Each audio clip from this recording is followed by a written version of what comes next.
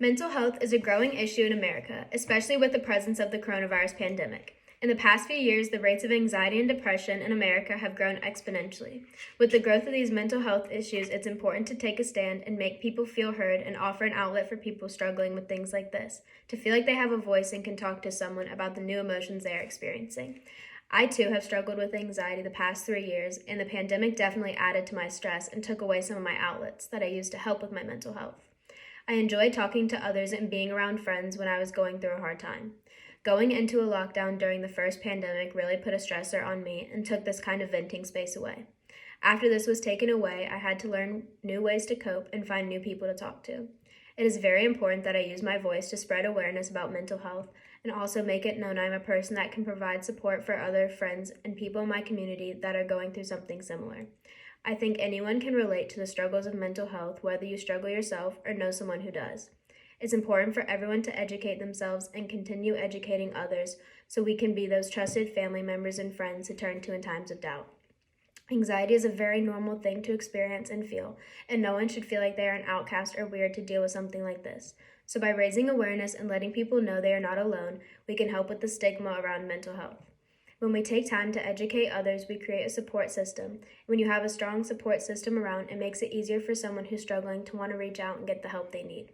Even if you don't have anxiety, it's important for you to be an ally in someone's life and learn some of the coping skills so they can be readily available to people in need. The more you educate yourself, the higher likelihood of you to be able to help somebody else.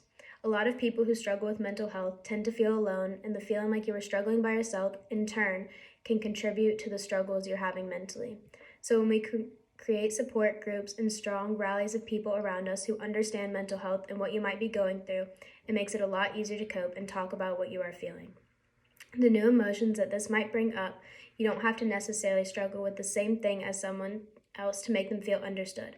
It's important to have a good listening ear and to be open-minded to hear someone out about what they're struggling with and how you can help them. Obviously, anxiety can be treated with medication, and this can be very helpful, but is not the only answer for everyone. It's also important to have coping mechanisms readily available for certain situations. Even if you yourself do not struggle with anxiety, knowing these coping mechanisms can help somebody in need. Anxiety can come at unexpected moments. Coping skills can include things as easy as taking long, deep breaths and counting while breathing in and out. This can help center yourself and focus on breathing instead of the thoughts racing in your head. Another coping skill I often use is counting backwards from 100 by sevens. Sevens is an odd number to count by, so it challenges your brain to focus on something other than what is worrying you. This is a way of self-centering, and this is also a really positive way to remove yourself from the moment you're in and focus on something else outside of what you're thinking about. These are really good coping mechanisms because you can do them anywhere and at any time.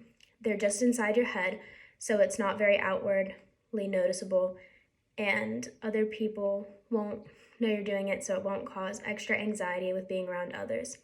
There has been a large rise in anxiety over the past few years. The rates of anxiety have gone up 30% in women and 28% in men. Teenagers have been struggling more and more with their mental health recently, more than ever in American history. With the rise of these kinds of disorders and challenges, it's important that we keep conversations going about mental health and make sure our younger generation know that these struggles are very normal and manageable when you have the right people around you and right skills in front of you. When looking at the rise in anxiety across the American population, you have to understand the impact the pandemic has had. The pandemic played a huge role in this rise because it was something new and unfamiliar to everyone. We had to stay inside and learn to do the same things and being in the same environment every day. This was challenging within itself. So being in school and the stressors of assignments and not being able to get out of the house and see friends and have those kinds of outlets, in my opinion, played a huge role in the rise of mental health concerns and anxiety. All in all, struggling with your mental health is not an unusual thing. At some point in everyone's life, you'll go through something hard. Whether it has a direct effect on your mental health or not, it's important to know how to deal with these things when they do come up and how to help others when they're going through something like this. You don't directly have to struggle with anxiety or depression to be an ally for those who do. If you continue to make yourself educated and aware of what's going on in your community, you'll be looked at as someone people feel like they can turn and talk to, and this will always help someone in need. It's very important that our generation continues to use our voices to be heard. This is not a topic that should be avoided, and the stigma around increasing mental health issues needs to be forever broken. And these are my references.